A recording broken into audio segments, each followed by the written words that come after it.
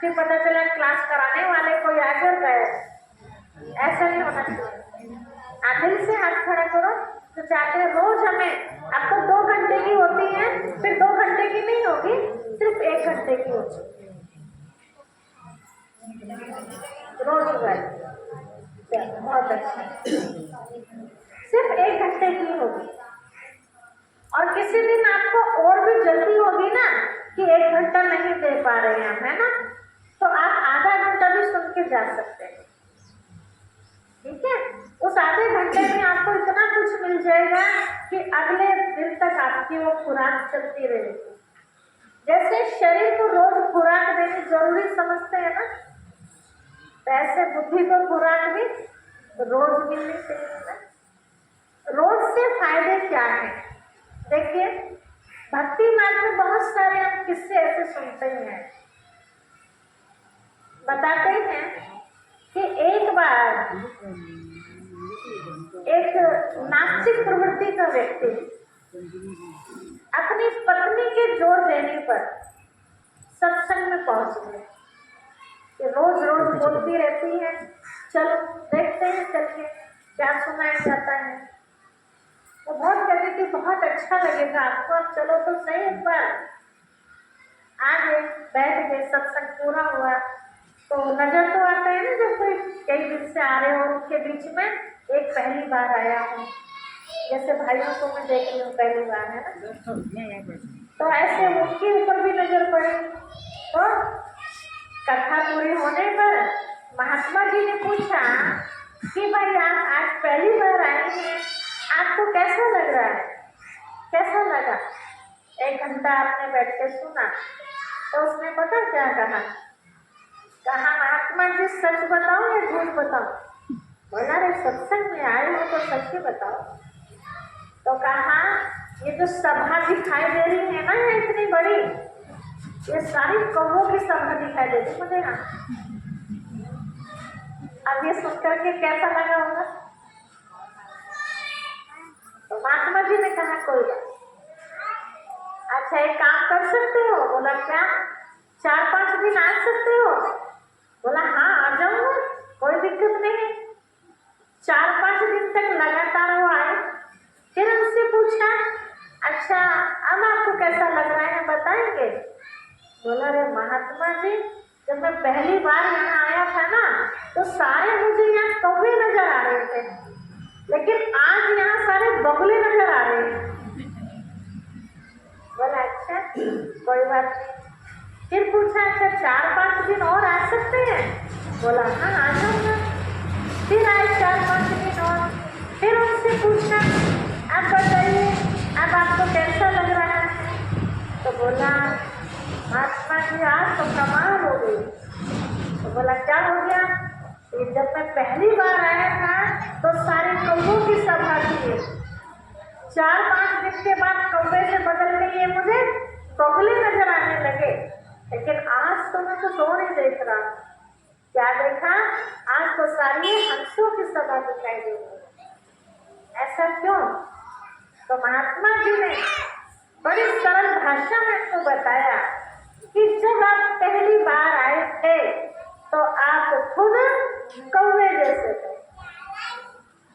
कैसे कौवे जैसे? कौवा कैसा होता है? काला। खाता क्या है? खाता क्या कौवा? गंदगी खाता है ना।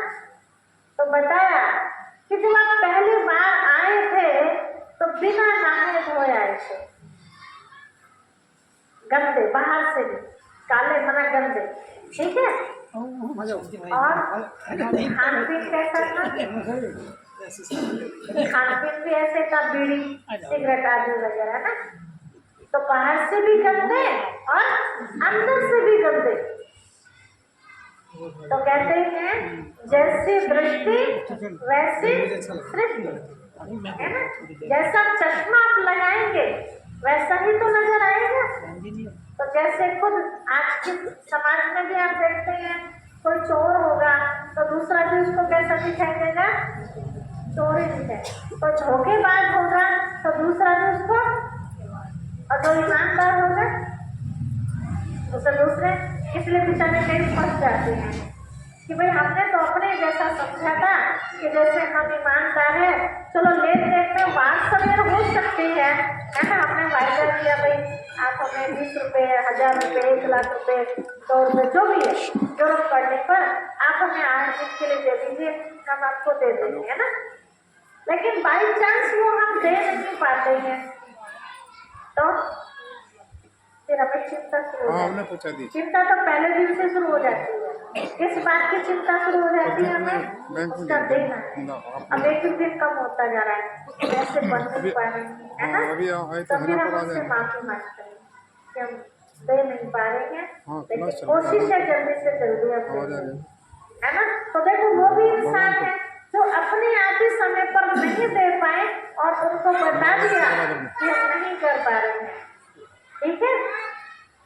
तो दूसरे टाइप के कैसे लोग होते हैं?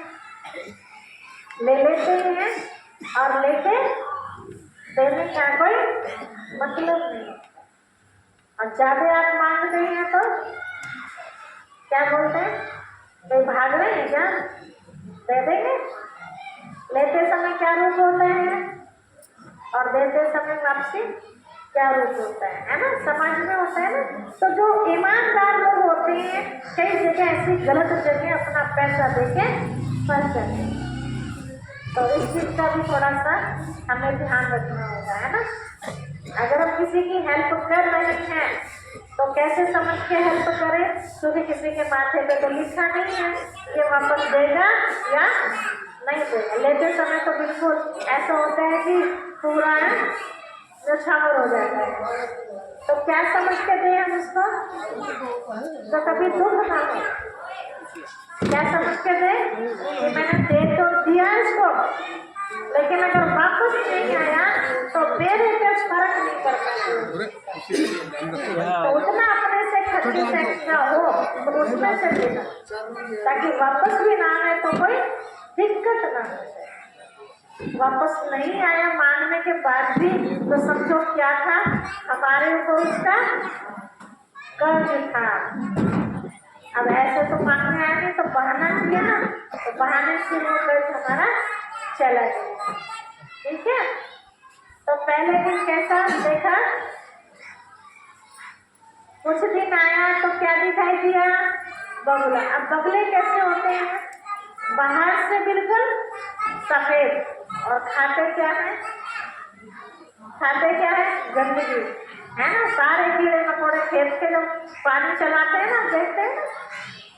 तो ऐसे बाहर से तो साफ सुथरे हो गए, वो 4-5 दिन आए, हाँ, लेकिन खान पीन फिर भी वही चलता रहा, नहा धो के तो आने लगे, तो सब ऐसे नजर आने लगे। फिर और आते रहे तो अंदर की गंदगी भी साफ हो गई, तो क्या बन गए? हंस बन गए। हंस कैसा होता है? बाहर से भी साफ तो अंदर से भी साफ, है ना। गंदी चीजें हंस नहीं खाता है।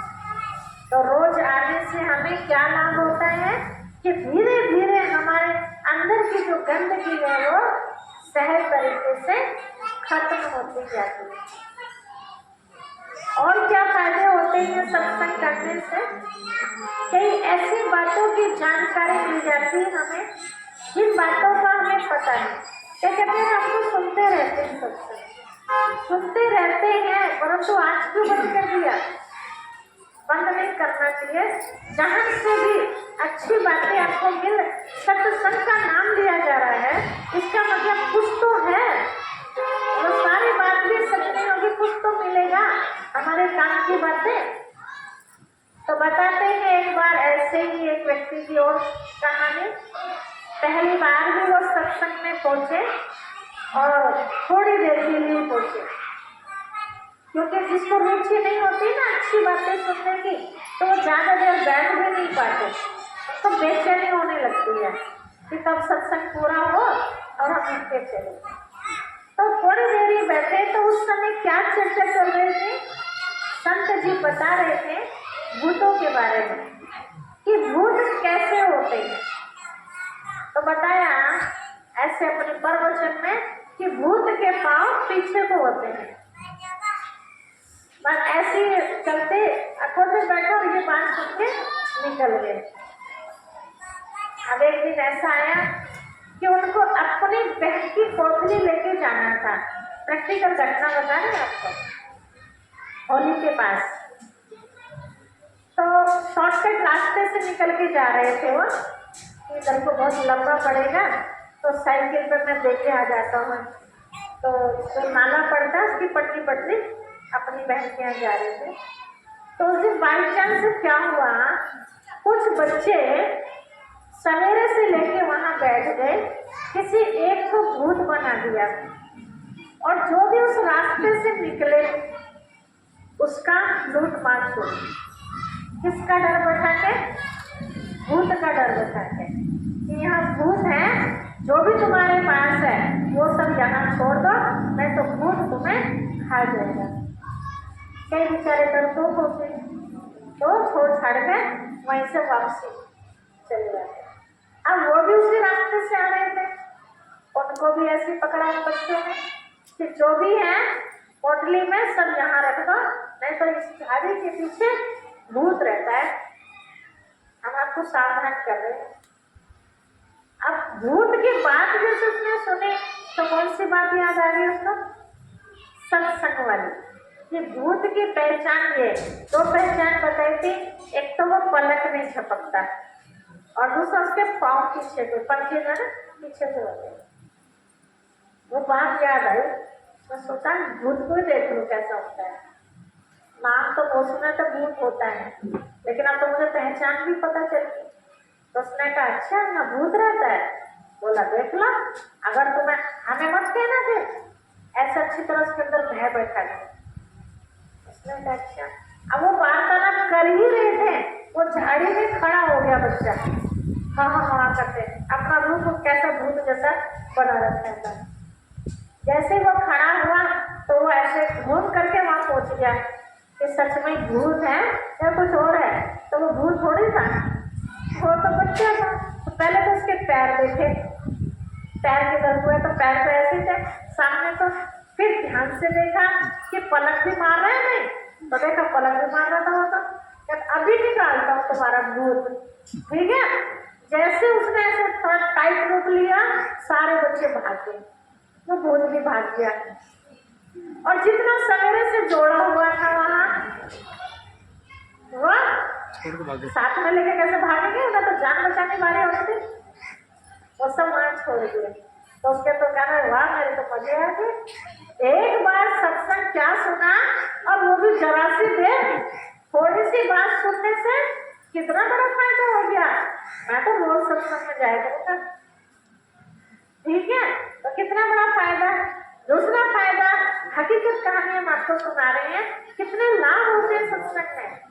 एक गांव में एक कथा होने जा रही थी, जैसे आपके गांव में अमित भाई जी ने करी, तो ऐसे गांव के प्रधान जी को भी निमंत्रण दिया। तो जिससे कथा चालू है आपको भी आना है। प्रधान जी धार्मिक प्रवृत्ति के नहीं थे, अब प्रधान है तो माननी पड़ेगी ना बात गांव के हिसाब से। तो वो टाइम आया, उद्घाटन भी हो गया प्रोग्राम का, सत्संग चालू हो गया। प्रधान जी ने कहा नहीं गए तो मामला गड़बड़ हो जाएगा, चलो 5 मिनट के लिए चलते हैं। प्रधान जी आए तो जो महात्मा जी थे, प्रधान जी की पैरवाइश को देखकर उसके साथ कुछ लोग थे, ये अंदाजा लगा के समझ गए कि ये होना है तो प्रधान जी है। जैसे आ रहे थे तो संत जी ने उनका बड़े प्यार से स्वागत किया।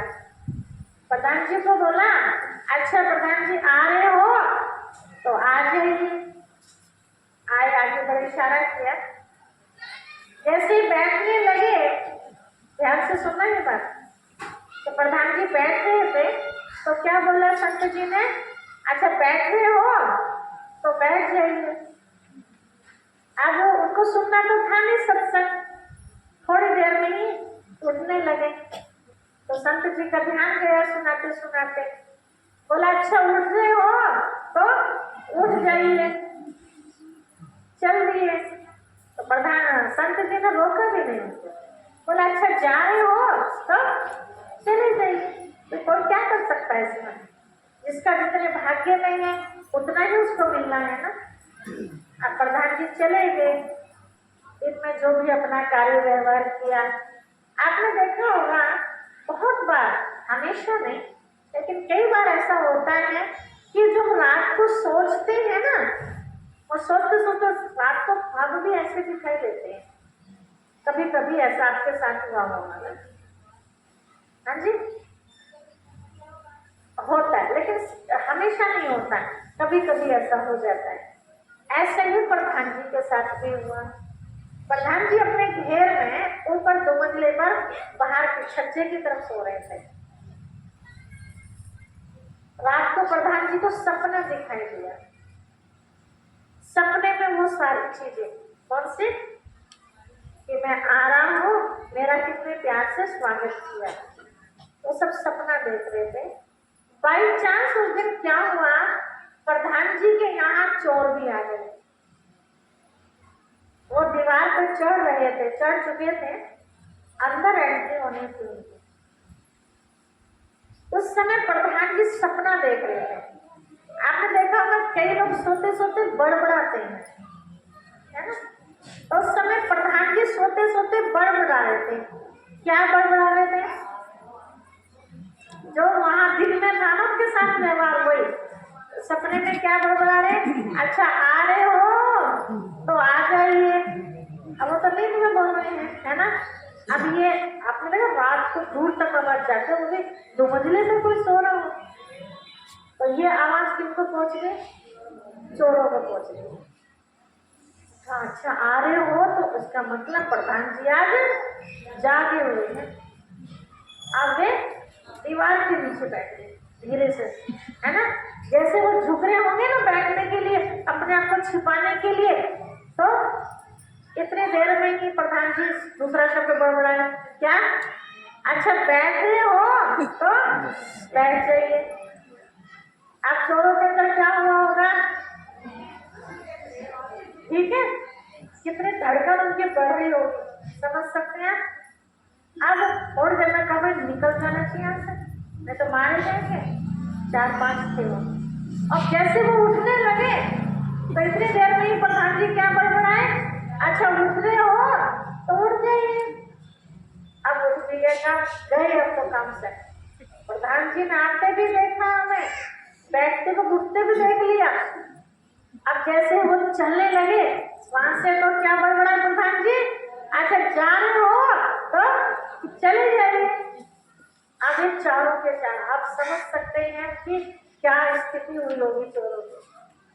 दिन निकलने तक कोई चैन है बुरी तरह से, दिन निकला भी नहीं ढंग से।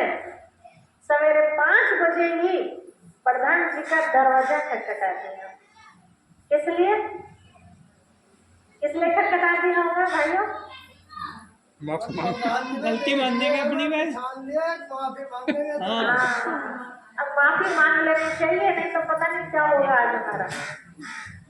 ठीक है, दरवाजा खटखटाया, पता चला अभी तो प्रधान जी सो हुए हैं, 7 बजे आना। ठीक है, और तो क्या 1-1 सेकंड कैसा लग रहा होगा, वे ना किसके वहां से वहीं बाहर ही बैठे हैं, तब 7 बजे और हम दोबारा दरवाजा खटखटाए। 7 बजे दरवाजा खटखटाया, दरवाजा खुल गया तो प्रधान जी अपने आंगन में ब्रश करते हुए घूम रहे थे। तो देखा प्रधान जी सामने दिखाई दे रहे हैं, दरवाजे में से वो 4-5 ऐसे दौड़े जैसे कहीं जेल में से निकल के भागे और प्रधान जी के पैरों में पड़ गए। प्रधान जी हमें माफ कर दो, माफ कर दो। प्रधान जी ने कहा भाई हुआ क्या? अरे प्रधान जी आप तो हमारे लिए भगवान हो। कहा रे बात तो बताओ, बात क्या है आखिर? प्रधान जी को तो कुछ नहीं पता ना बेचारा को, तो नींद में थे, वो उनकी महिमा किए जा रहे। आप तो सचमुच भगवान का रूप हो। आपने हमें आते भी देखा, आपने हमें बैठते भी देखा, आपने उठते भी देखा, आपने हमें जाते भी देखा, सचमुच आप भगवान जी हो। प्रधान जी के कान खड़े हो गए, कहा ये क्या कह रहे हैं, उठते बैठते जाते। प्रधान जी को याद आ गया सपना, है ना, कि मैं तो सपना देख रहा था। तो बोला अच्छा तो ठीक है, तो बताओ क्या क्या तुमने। अब प्रधान जी को क्या आ गया, स्मृति आ गई ना, तो साथ में ये संकेत भी मिल गया उसको उनकी बातों से ही कि इन्होंने कुछ ना कुछ गड़बड़ की। कुछ अच्छा तो तुम अपने मुंह से ही बता दो क्या गड़बड़ की है तुमने, तो कब फिट बैठ गया ना, तो जब बताया तब प्रधान जी को खैर तो माफ कर दी है। तो प्रधान जी जब बैठे एकांत में तब तो बड़ा विचार चला कि मैं कभी सत्संग में नहीं जाता, लेकिन किसी के बुलावे पर शर्म के कारण मैं वहां गया, कुछ भी मुझे सत्संग का याद नहीं रहा, लेकिन उनका मेरे प्रति जो व्यवहार रहा वही मुझे याद रहा। इतने 4 बातें याद रहने पर ही मेरा इतना बड़ा कल्याण हो गया। अगर ना मैं सत्संग में जाता, ना मैं रात को सपना देखता बड़बड़ाता, तो क्या होता, तो क्या करते, माल के साथ हो सकता है प्रधान जी को भी नुकसान पहुंचा देते हो, है ना। तो सत्संग सुनने से फायदे ही फायदे। भगवान का नाम एक ऐसा नाम है, आप उसे दिल से लो या ऊपर से लो, प्यार से लो या नाराजगी में लो, कैसे किसी भी रूप से आप नाम लो, फायदा ही फायदा, है ना। किसी राक्षस ने भी उनका नाम लिया तो उनको भी भगवान ने वरदान दिया, चाहे कैसे ही लिया, लालच वश लिया, कैसे भी लिया, है ना। हाँ, चोर भी जब चोरी करने निकलता है तो वो भी किसका नाम लेता है, चोर के ऊपर बात याद आ गई भाई जी के। एक ऐसे ही चोर था जिसने ठान लिया था कि कमाना तो मेरे बस की है नहीं, नौकरी कहीं ऐसी लगती नहीं कि आराम से कमा सकूं, तो सबसे आसानी से अपने घर में कुछ माल आ जाए तो कौन सा तरीका है, तो चोरी कर देता है। तो उसने संकल्प ले लिया और एक दिन ऐसा हुआ कि उसका संकल्प पूरा नहीं हुआ, फिर निकलने को तैयार, चोरी करने का मौका नहीं मिला। चोरी किसे कहते हैं, कोई चीज हम उठा लें और जिसकी चीज है उसको पता नहीं चले, उसको चोरी कहते हैं। और जो सामने से उठाते हैं उसे क्या कहते हैं, उसको डकैत बोलते हैं, है ना। तो डकैत नहीं था, क्या था, तो छोटा सा चोर था। अब खाना के बेचारा जा रहा था तो देखा पैड़ी बनी हुई है, तो पैड़ी में बैठी है, सोचने लगा भगवान आज तो मैंने चोरी करने का मौका ही नहीं मिला, तो पता नहीं अपने आप उसके पीछे जरूरत हो गई। ऐसे देखा उसने पीछे बहुत बड़ा मंदिर था और मंदिर में बहुत बड़ा क्या लगा हुआ था, क्या लगा हुआ मंदिर में, वो भी किसका, पीतल का।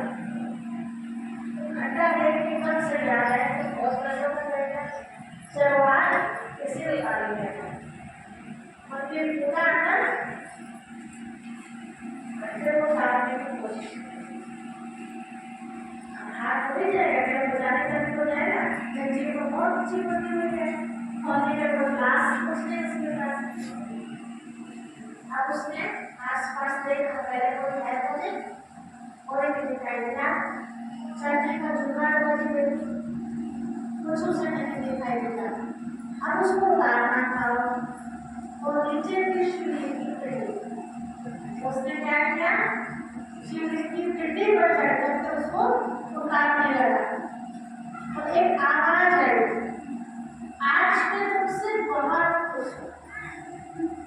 और जैसे उसके कान में ये आवाज आई, हाथ ऊपर और कहाँ गया हुआ है, हाथ ऐसे कैसे रुक गए, ये आवाज कहाँ से आ रही, वो था नहीं, फिर उठा, फिर देखा चारों तरफ कोई भी दिखाई नहीं दिया, सोचा मेरे बनता है ऐसे, तो फिर फिर जैसे उतारने लगे वो काबले से, फिर आवाज आई, आज मैं तुमसे बहुत बहुत खुश हूँ।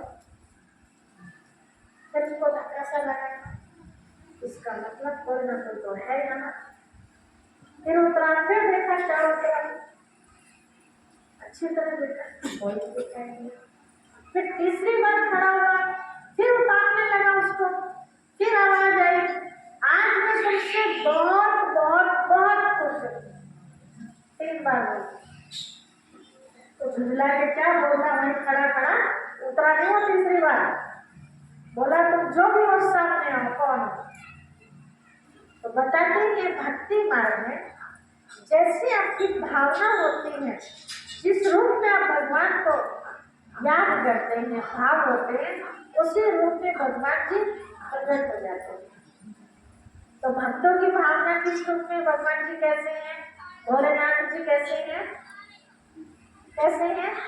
गले में सांप पड़ा हुआ है ना?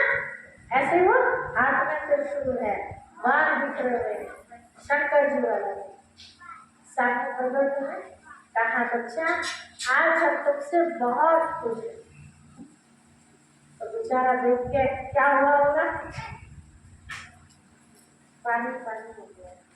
उतर के वहां से साइड में खड़े होकर हाथ जोड़ के पूछता है, प्रभु मैं तो इतनी बड़ी गलती कर रहा था और आप मेरे से फिर भी खुश, क्या वजह ऐसी?